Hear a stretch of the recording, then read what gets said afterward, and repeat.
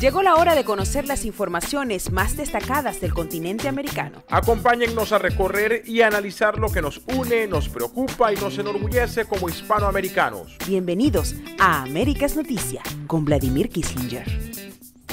Muy buenos días, feliz tarde y mejor noche para todas aquellas personas que nos acompañan en esta oportunidad a través de Américas Noticias y arrancando un nuevo día, un nuevo recorrido informativo por nuestro continente americano. Hoy les invito a compartir el programa con todos sus familiares y amigos, apoyándonos por supuesto a llegar a muchas más personas que seguramente estarán allí muy atentas a compartir también con nosotros nuestras discusiones diarias en torno a lo que acontece en el continente. El día de hoy, les adelanto, nuestra emisión número 720, vamos a estar hablando de dos países. En el primer bloque nos vamos con Colombia, en el segundo nos vamos con Venezuela. Ambos han arrojado en estas últimas 24 horas cualquier cantidad de informaciones que debemos discutir, que debemos analizar. Así que les invito desde ya a participar con nosotros activamente en nuestra edición del día de hoy, nuestra misión del día de hoy, sobre todo, por ejemplo, en el caso colombiano, para arrancar ya la discusión, hablando sobre lo que ocurre hoy día en todo el medio, en todo el mundo judicial, en toda la institución judicial en Colombia. Obviamente todo esto a partir de la indagatoria al expresidente Álvaro Uribe Vélez y al senador Prada, por supuesto, pero todo el coletazo que esto ha significado de cara al cartel de la toga, de cara a las declaraciones de testigos que vienen y van, a las declaraciones del propio Cepeda, en fin, vamos a estar hablando de este tema a continuación. Desde Alaska hasta la Patagonia, entérate de todo lo que pasa en nuestra América. Rápidamente saludo Berta María Araujo con nosotros, Pía Mattinson, Elsa Consuelo, también Carlos Guevara, el padre Francisco Aranguren, por ahí te mando el link más tarde, Ivonne Aristigueta, ¿quién más? Elena Madán, Mónica Salazar, Emerson Tafur, también como siempre, Mariela Llerena, a ver quiénes más tenemos por acá, Robertina, Elías, bueno, muchísima gente incorporada el día de hoy a nuestra discusión. A ver, lo hemos venido manejando. A ver, hace 6 años, en el 2012, el presidente Álvaro Uribe Vélez, o el expresidente ya Álvaro Uribe Vélez, introdujo una denuncia en contra del senador Iván Cepeda. En esa denuncia, el expresidente alegaba que el senador se había encargado de trucar, de conseguir testimonios, falsos testigos que habían jurado declarar en contra de Uribe bajo premisas que no eran ciertas. Esa investigación la introdujo por ante el cuerpo judicial y posteriormente pasaron muchísimos años. Estamos hablando que básicamente para el 16 de febrero de este año 2018 finalmente la Corte Suprema de Justicia decide decide desestimar la denuncia por parte de Álvaro Uribe Vélez en contra de Iván Cepeda y también decide abrir una investigación en contra del propio expresidente Uribe y del senador Prada. Esta investigación se abre el 22 de febrero del 2018. Estamos hablando marzo, abril, mayo, junio, julio, casi agosto, hace 6 meses se abrió esta investigación. Por ahí se está incorporando Lina Escobar. Ahora bien, ¿qué ocurre? Esa investigación pues se abre a juicio de los magistrados de la Corte Suprema de Justicia, se abre toda vez que manifiestan tener archivos principalmente audiovisuales en los cuales se demuestra que un grupo cercano al expresidente Uribe y al senador Prada habrían intentado hacerle cambiar de parecer a algunos ex paramilitares, entre ellos a Juan Guillermo Monsalve, tratando de sobornarle. De allí a que ellos estén acusados de, o por lo menos en esta fase inicial de indagatoria, de manipulación de testigos, de obstrucción a la justicia. Ahora bien, todo esto generó que que, entre otras, el expresidente Uribe, a través del Twitter, manifestara que renunciaría a su cargo, el cual había tomado posesión el viernes pasado, del cual, por cierto, fue electo con la mayor cantidad de votos posibles en la historia de Colombia, pues renunciar en función a la necesidad que él tendría de dedicarse a su defensa.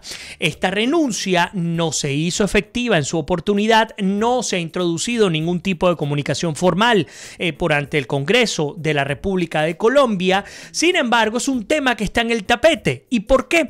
Porque en el marco de todo este escándalo de si renuncia, si no renuncia, si es culpable y cómplice con paramilitares, con hechos paramilitaristas o no, pues también una gran olla que ya venía destapándose, pero mucho más tímidamente, ha explotado completamente.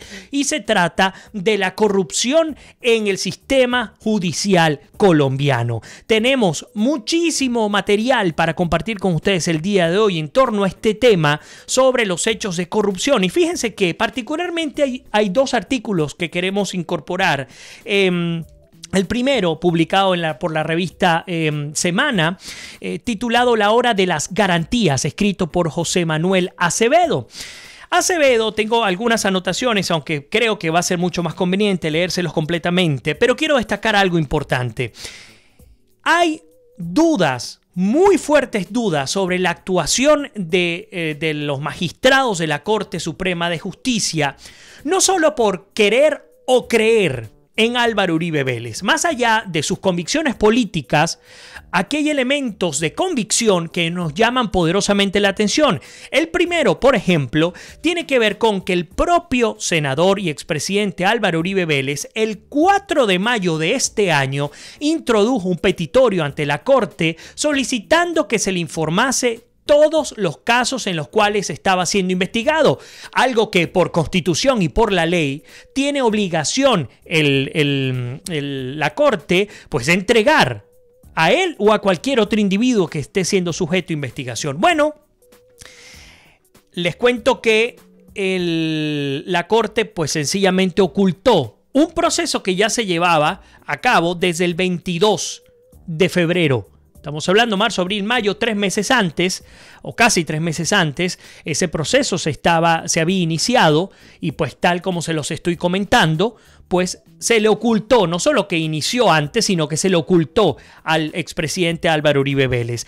Luego también ocurrió en el caso de Prada, que el 24 de mayo también hizo la misma solicitud y también se le ocultó. Y uno se pregunta, número uno, ¿cuál es la necesidad de ocultar si de cualquier manera el control de las pruebas está en manos de la Corte Suprema de Justicia? Además, si se supone que queremos que el proceso sea imparcial en términos de juicio, ¿por qué no dejarle saber al demandado? ¿Por qué no dejarle saber qué es lo que está ocurriendo para que ejerza su legítima defensa? Insisto, son preguntas que se hacen por cuanto hay suficiente evidencia que ha justificado la recusación que solicitó el propio presidente Álvaro Uribe. A ver, fíjense, y se los voy a leer, es muy rápido. José Manuel Acevedo dice lo siguiente: no creo que Álvaro Uribe o Álvaro Hernán Prada se jueguen tanto su pellejo y su reputación como los magistrados de la Sala Penal de la Corte Suprema de Justicia, que pasan por su prueba más ácida. Y voy a hacer algunas pausas, ustedes también pueden incorporar sus comentarios. ¿Por qué hago las pausas? Por ejemplo, en este primer punto, escuché un par de analistas políticos colombianos diciendo que ya se había lanzado por la borda, que había quedado ya totalmente desmontada la idea de Iván Duque sobre la reforma judicial en Colombia. Me pregunto, ¿realmente está totalmente descartada esta reforma toda vez que se está presentando lo que ocurre hoy día? De cualquier manera, sea culpable o no Álvaro Uribe, hay elementos de fondo que dan a entender que hay que reformar el sistema judicial colombiano, porque, lamentándolo mucho, la corrupción, el gran mal de nuestra América Latina, también entró en las venas del seno de la justicia colombiana. Continúo. Después de haber sobrevivido a la desvergüenza de tener integrantes de este alto tribunal que recibían regalos de mafiosos y que algunos de sus miembros se encuentren hoy bajo investigación y juzgamiento por el dichoso cartel de la toga, le llegó la hora a la Corte de demostrar que todavía puede pronunciarse en derecho y que las tentaciones políticas son cosas del pasado. Insisto, estoy leyendo un artículo de la revista Semana publicado por José Manuel Acevedo.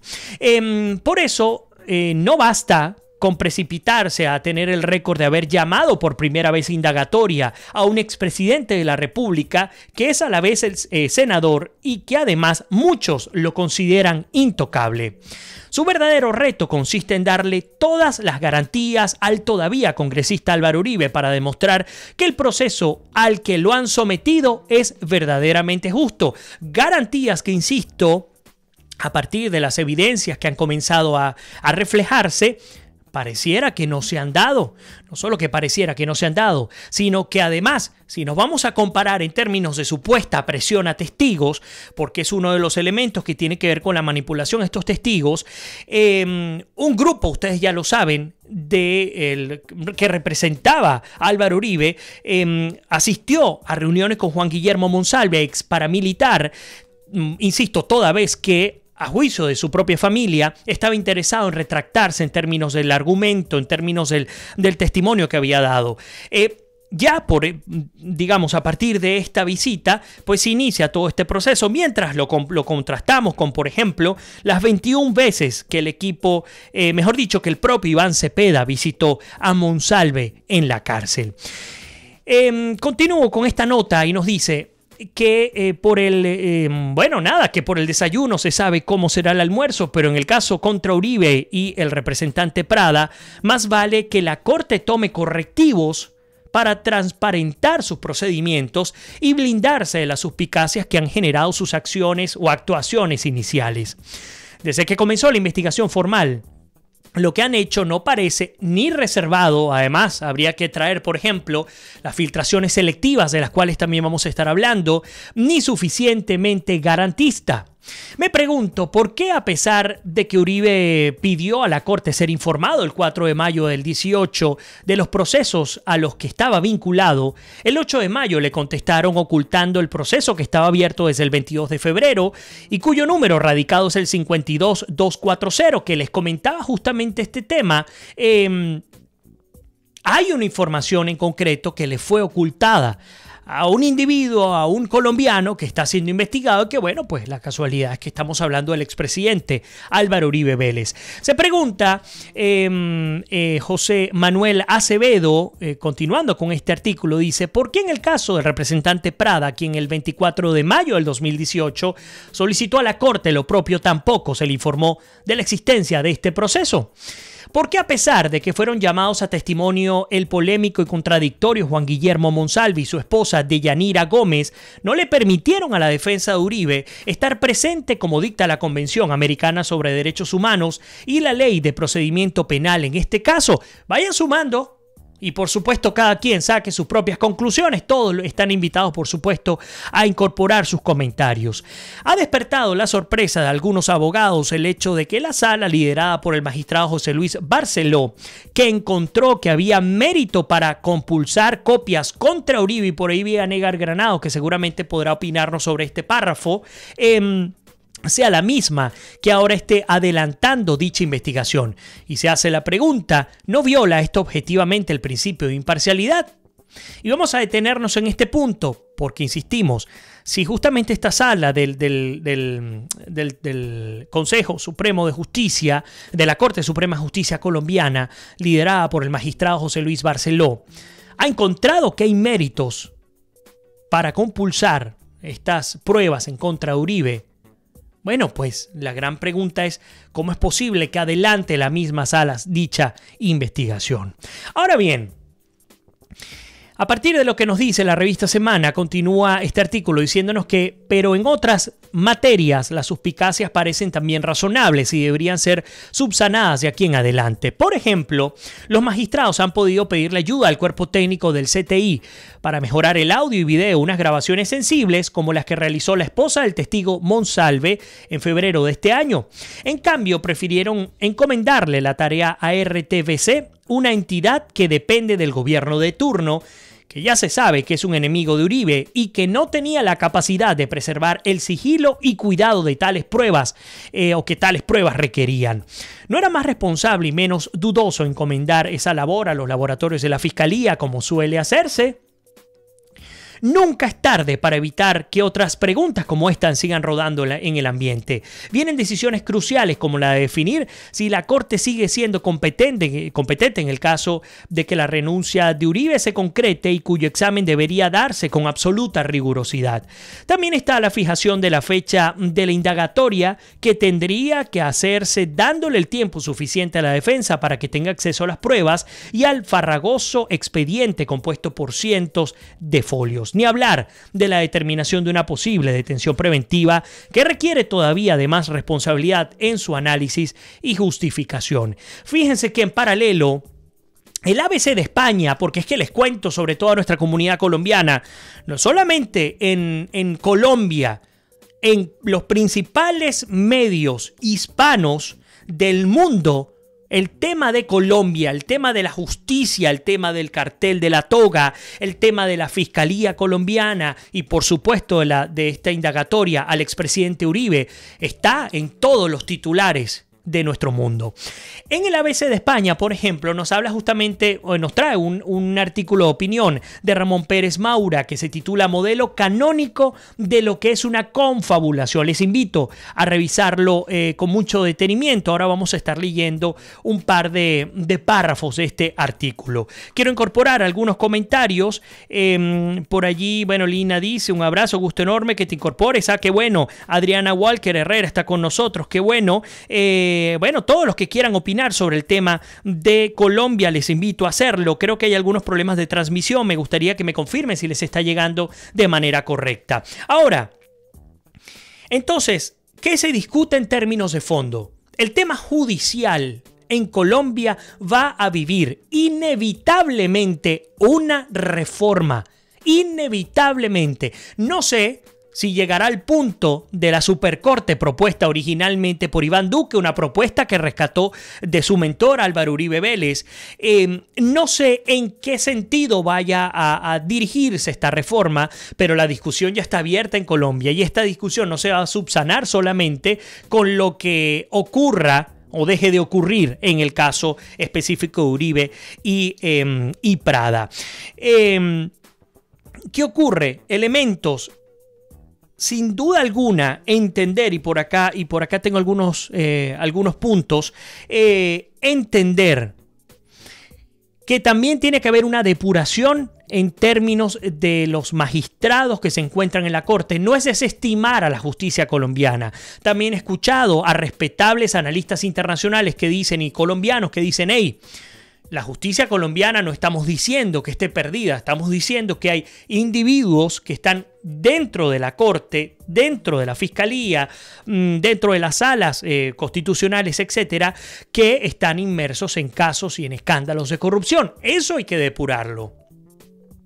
Porque, por ejemplo, hay 3 expresidentes de la Corte que son sujetos a juicio en contra de hechos de corrupción, de manipulación de pruebas también, de evasión a la justicia. Han recibido dinero para evitar, o mejor dicho, para no sancionar a responsables por distintos hechos, entre ellos de corrupción. Carlos Guevara dice, lástima, amigo Vladimir, imposible disfrutar tu programa. Bueno, lamentándolo mucho, el internet, en Venezuela. Como sabes, el internet en Venezuela es de los más lentos del mundo. Dios te bendiga. Bueno, Carlos, te invito a que nos acompañes desde YouTube. En un rato vamos a estar en YouTube. Una vez que terminemos acá, colgamos nuestro material en mi canal de YouTube. Pero bueno, fíjense ustedes que el espectador de Colombia nos hace esta afirmación. hablando de renunciar al Congreso o no, la nueva encrucijada de Uribe, porque aunque Uribe había manifestado que renunciaría, pues ahora no vemos muy claro esa jugada. Mi productora nos escribe y nos dice, nos lanza esta pregunta: ¿en cuál round se decidirá la confrontación política entre Cepeda y Uribe? Y ahora yo la ampliaría y diría: ¿en cuál round se decidirá la confrontación política entre, por ejemplo, miembros del cartel de la toga, entre el gran problema que ha significado la justicia en Colombia entre Cepeda y Uribe? En medio del avispero que ha desatado la investigación de la Corte Suprema, o que la Corte Suprema de Justicia adelanta en contra del expresidente Álvaro Uribe, ha quedado congelada la decisión del exmandatario de renunciar a su curul en el Senado. Y es que el jefe natural del uribismo vive nuevamente una auténtica encrucijada en el alma, tal como la calificó hace unos años a la decisión de lanzarse a la reelección, pues abandonar su puesto en el Congreso tiene tantos efectos jurídicos como políticos.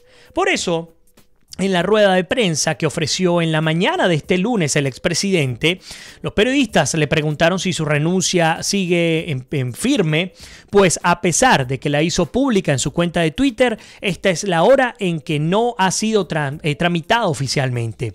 Uribe, fiel a su estilo, contestó sin responder: es un tema insustancial. Lo sustancial y relevante es que nunca ha hecho nada para sustraer a la Corte del conocimiento de las investigaciones, expresó Uribe, quien en varias ocasiones ha sostenido que su detención al renunciar al fuero, o su intención al renunciar al fuero como parlamentario, no es quitarle competencias a la Corte Suprema, sino dedicarse a su defensa. Recordemos que, por ejemplo, el ex candidato Gustavo, oye, se me va con tanta información, a ver, bueno, se me fue, ya me viene en solo segundos. Hablar, por ejemplo, él comentaba sobre, oye, de verdad que es un lapsus mental de tanto hablar de él, Gustavo Petro, él hablaba, incluso en sus tweets colocaba que la intención de renunciar al Congreso por parte de Uribe no era otra cosa que una estrategia para extraer su caso del Tribunal del del Tribunal Supremo de Justicia, o del Congreso, de la Corte, Suprema de Justicia, y pasarlo a la Fiscalía de la República. Y estoy anotando por acá un par de cosas, por supuesto el propio Uribe ha desmentido este argumento por parte de Gustavo Petro. A ver, incorporo comentarios, por ahí nos dice Elena: el señor Uribe es un gran demócrata, muy rechazado por la famosa izquierda del siglo XXI y por supuesto por la FARC. No me extraña para nada que toda huele mentar. Bueno, por ahí no lo pude leer, Arsenia, estando en vivo, pero lo hayan dejado precisamente para presentarlo antes de la toma de posesión del presidente Iván Duque, sea culpable o no. Esto debió ser tratado en tiempo y en espacio. Puedo estar equivocada. Fíjense que lo que dice Elena, algunos también analistas dicen: hey, el 7, estamos hablando de en una semana, es el martes que viene. El presidente electo, Iván Duque, tomará posesión. Y algunos decían, por supuesto, grupos particulares decían que Santos haría todo lo posible para enlodar, para evitar algunos cambios, entre ellos el tema del cambio de la justicia, y para enlodar la propia toma de posesión de Duque. Esto ya entra en la especulación. Obviamente no podemos decir que esto sea cierto, pero de cualquier manera lo que sí nos llama la atención, otra vez lo decimos: ¿cómo es posible que el propio Uribe en mayo de este año haya pedido a la Corte Suprema de Justicia, haya pedido que se le entregaran los expedientes, que se le diera la indicación de dónde, si se le estaba investigando, y le fue negado este caso, y ahora es que sale a relucir todo todo este escándalo? Bueno, nos llama poderosamente la atención. A ver, por ahí Elías Avendaño está con nosotros, nos dice que tiene problemas. Lina nos dice: esto también está dirigido de la mermelada del poder a Duque y a su posesión. Petro, sí, correcto. Por ahí dice Lina, pues puse correcto. A ver, Sergio Díez Marín dice: Uribe es el salvador de Colombia. Sergio dice: todo es cierto. Bueno, continúen con sus comentarios, siempre bienvenidos. Fíjense que A juicio de Ramón Pérez Maura, dice: la izquierda tiene miedo al nuevo presidente colombiano Iván Duque. Su objetivo, incluso antes de que se confirmara su victoria para el 17 de junio, era la voluntad, además de bloquearle políticamente antes de su posesión del 7 de agosto. Y bueno, ahí nos habla, por ejemplo, que para el 19 de junio, el ABC nos decía: el temor de muchos es que Santos aproveche estos casi 2 meses que quedan para el traspaso del 7 de agosto para poner alguna última zancadilla a sus rivales políticos. Es difícil saber qué, pero no se puede descartar un uso pervertido de la justicia. Esto lo comentó el ABC de España el pasado 19 de junio. A ver, por ahí nos dice Elena: cada vez que pienso que Santos tiene un premio Nobel. Arsenia dice: es que siempre le han tenido mala voluntad al señor Uribe, porque desde que acabó con las guerrillas, la izquierda no lo pasa. Adriana Walker Herrera dice: este caso está sacando las componendas a la luz pública. Personas que desde hace años han trabajado con el único propósito de involucrar a Uribe con los grupos paramilitares. Interesantísimo aporte de Adriana Walker Herrera. Gracias por tu comentario, Adriana, y por supuesto invitada a compartir todo lo que puedas, todo lo que pienses en torno a este tema. Y sí, hay muchísimas dudas en torno a este tema. Por ejemplo, hablando de la indagatoria en contra de Uribe, pues esta indagatoria queda en suspenso. ¿Y por qué queda en suspenso? Porque hay el expresidente Uribe pues ha solicitado a los magistrados que se hagan a un lado, y vamos a estar hablando justamente de esta estrategia que ha aplicado sabiamente el expresidente Uribe. El próximo 3 de septiembre a las 8 de la mañana, el expresidente Álvaro Uribe Vélez deberá presentarse ante los magistrados de la Corte Suprema de Justicia para responder por los delitos de soborno y fraude procesal por la presunta manipulación de testigos, con la que al parecer pretendía que estos se retractaran de las acusaciones en su contra. Del mismo modo deberá hacerlo el representante a la Cámara Álvaro Hernán Prada el 4 de septiembre. Sin embargo, tal citación quedará suspendida hasta tanto el alto tribunal no resuelva la recusación presentada por el abogado Jaime Granados, defensor de Uribe, contra los magistrados de la Sala de Instrucción número 2 de la Corte Suprema. Entre tanto, en desarrollo de la misma investigación formal abierta por los delitos de soborno y el fraude procesal contra los 2 congresistas, la Sala de Instrucción 2 de la Sala de Casación Penal empezará el próximo 10 de agosto a recibir los más de 30 testimonios y ampliación de declaraciones ya decretados. La práctica de todas estas pruebas se adelantará en presencia de los abogados, de los involucrados y el agente designado por la Procuraduría General de la Nación, explica el alto tribunal a través de un comunicado. Ahora, este enredo político-judicial inició el 17 de septiembre del 14, cuando el congresista Iván Cepeda divulgó unos testimonios de 2 excombatientes que hicieron señalamientos contra el presidente Álvaro Uribe, por lo que el senador lo denunció ante la Corte por los delitos de calumnia y fraude procesal. 4 años después de este hecho, y tras una extensa investigación, el alto tribunal se abstuvo de abrir una instrucción contra el senador Cepeda y compulsó copias para que se investigara al expresidente en febrero de este año. Ya todo esto, por supuesto, ustedes lo conocen. En concreto, rodeado con sus abogados titulares, el expresidente Álvaro Uribe acaba de anunciar que instauró este lunes una recusación contra los magistrados que adelantan la investigación, por la que ya fue llamado a interrogatorio. Según el exmandatario, hay evidencia de que piezas procesales en su contra fueron filtradas a los medios antes de que él pudiera ejercer el derecho a la defensa. Hemos estado hablando de algunas de ellas. Es muy extraño que el magistrado le hubiera dejado saber a semana que me iba a indagatoriar a mí. Es muy extraño que el magistrado le hubiera dejado saber al director de otro medio de comunicación que me iba a indagatoriar. Acápite pues narró varios episodios en los que incluso dice que el magistrado José Luis Barceló le anunció a una respetable jurista su llamamiento a indagatoria, la misma que fue divulgada por medios. Es muy extraño que el magistrado le hubiera dejado saber a una mujer muy importante de la justicia colombiana que me iba a encarcelar.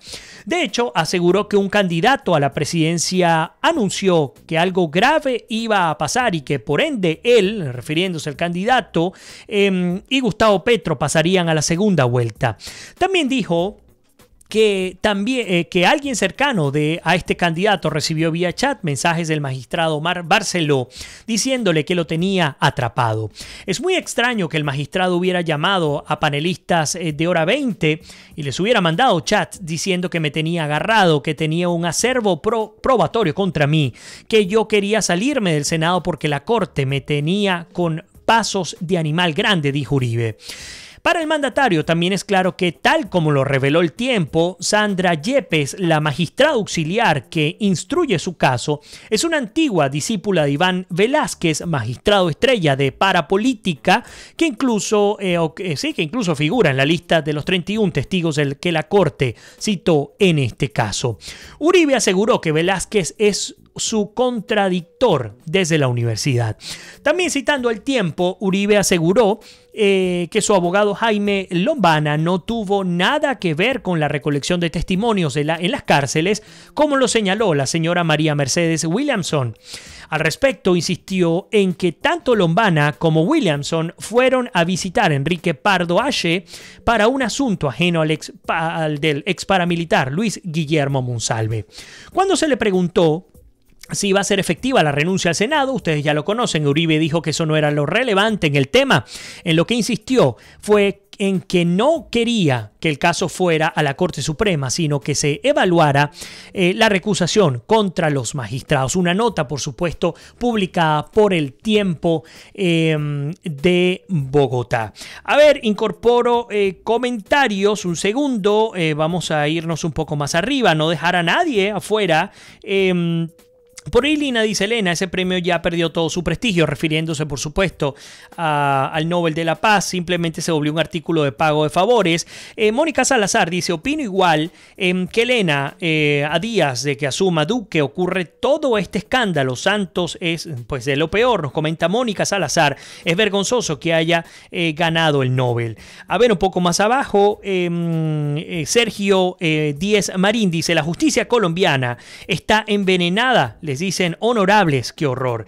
Milton Valderrama también nos acompaña. Ojalá que Milton también se incorpore en esta discusión, aunque ya estamos terminando nuestra primera parte del programa.